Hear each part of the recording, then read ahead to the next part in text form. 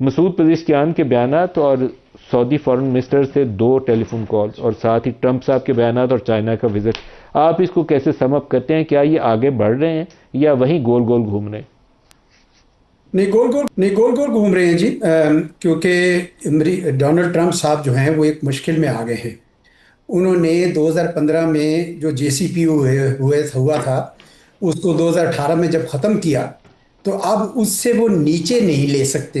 और ईरान को भी समझ आ गई है कि इनको अगर कोई ऑफ रन देना है तो वो जेसीपीओए से थोड़ा प्लस देना है। लेकिन वो कहते हैं कि इसको हम एनकैश करेंगे, पहले ये दूसरी 2 कंडीशंस कम से कम करवा लें। एक तो ये जंगबंदी और उसकी गारंटीज के जी दोबारा हमला नहीं करेंगे, और हरमुज के ऊपर जो है इनके सॉर्ट ऑफ राइट्स मान लिए जाएं। और और उसके बाद फिर ये वो बात करेंगे इस बारे में कि जी ठीक है, न्यूक्लियर के ऊपर हम ये करेंगे। और हाँ, अपनी पाबंदियां हटवाना और पैसे जो रिलीज करवाने।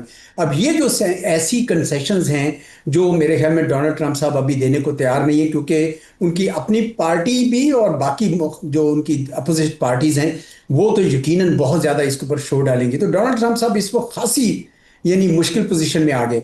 कुछ लोग ये कह रहे हैं, मुझे नहीं पता ये सही है कि नहीं, कुछ तजियाकार ये कह रहे हैं कि ये जब चीन जाएंगे और चीन में बैठ के अगर कोई ये समझौता करते हैं तो वो ये कहे कि तासुर देंगे कि देखें हमने मेजर पावर्स के कॉन्टेक्स्ट में ये एग्रीमेंट कर लिया है। लेकिन मैं कहता हूँ ये वो भी ऑप्टिक्स होगी। असल चीज ये है कि क्या जेसीपीओए प्लस लेने के लिए ये ईरान की बाकी शराइत मानेंगे या नहीं मानेंगे। और मुझे लगता है कि डोनाल्ड ट्रंप साहब को भी एहसास हो रहा है कि ईरान अब ज़्यादा यानी बेहतर पोजीशन में आ गया है। इन्होंने सारे धमकियां लगा के देख ली, कई बार इन्होंने जंग डिक्लेयर होने करने का किया है, यानी वादा क्या कहते हैं दावा किया है।